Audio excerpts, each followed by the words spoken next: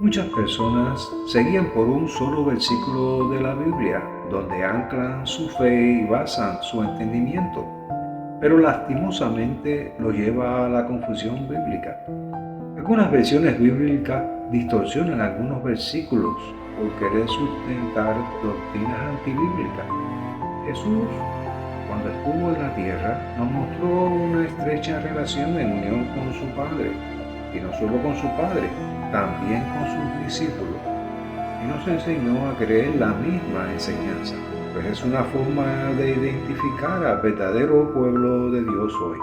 Primera de Corintios, capítulo 1, versículo 10. Toda la Biblia guarda la misma enseñanza, no hay contradicción, pues no mostraría la unión de enseñanza que Jesús habló. Vamos a considerar Juan capítulo 1, versículo 1. Algunas versiones bíblicas distorsionan el versículo con diferentes enseñanzas, apoyado en la gramática griega, que ponen por encima de la palabra de Dios. Pero la evidencia bíblica nos ayuda a tener la verdad, y la verdad está en Jesús. La gramática griega no puede contradecir la enseñanza bíblica general. Aquí está el ejemplo de usar un solo versículo ignorando la enseñanza completa. Primero, la evidencia bíblica nos muestra que el apóstol Juan no creía que Jesús fuera Dios mismo. Consideremos Juan capítulo 20, versículo 31. ¿A qué se refería Juan en Juan capítulo 1, versículo 1, en la parte final del versículo, que el verbo era un Dios? La gramática griega dice que era Dios mismo, en vez de era un Dios. Pero repito, no se trata de la gramática griega, sino de la evidencia bíblica, la enseñanza general.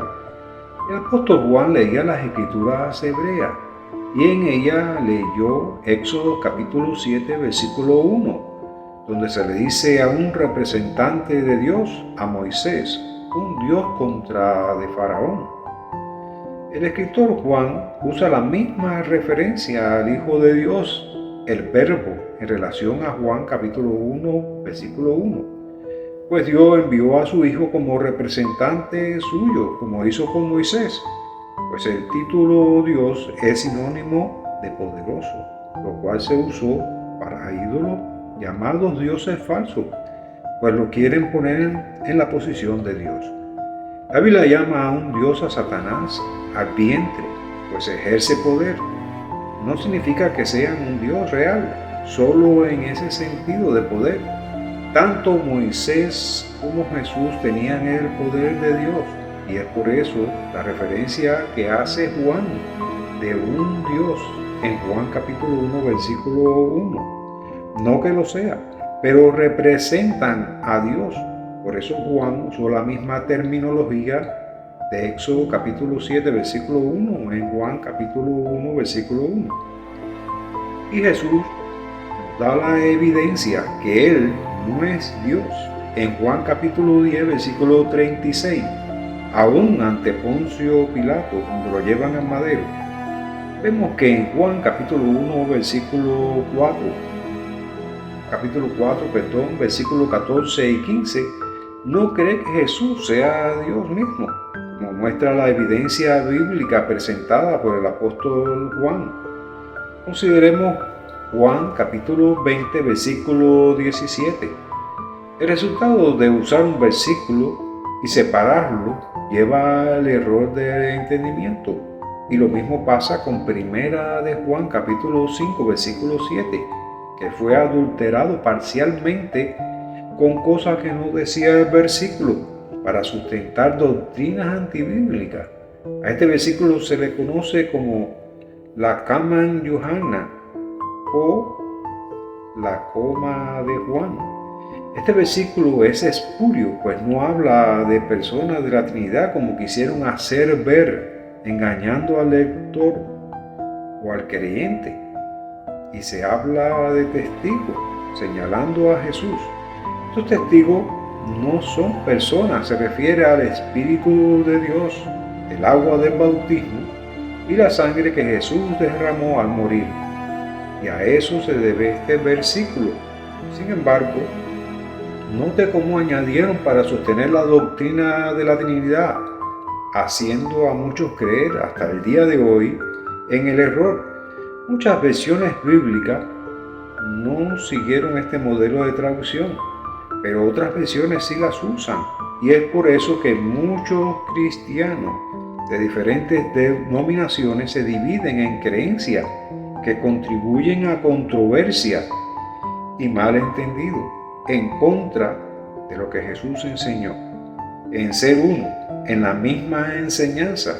Consideremos 1 Corintios capítulo 1, versículo 10, Biblia Católica Latinoamericana.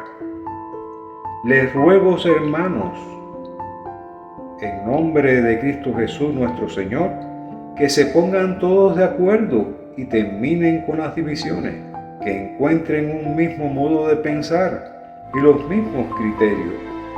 A esta unión en la enseñanza Jesús llamó ser uno, cuando todos enseñen y crean lo mismo.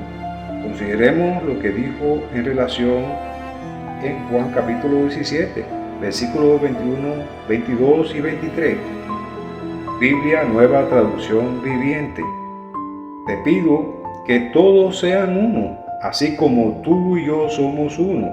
Es decir, como tú estás en mí, Padre, y yo estoy en ti, y que ellos estén en nosotros, para que el mundo crea que tú me enviaste. Le he dado la gloria que tú me diste, para que sean uno, como nosotros somos uno. Yo estoy en ellos, y tú estás en mí. Que gocen de una unidad tan perfecta, que el mundo sepa que tú me enviaste y que los amas tanto como me amas a mí. Esta unidad sirve como un sello para identificar al verdadero pueblo de Dios cristiano en la actualidad.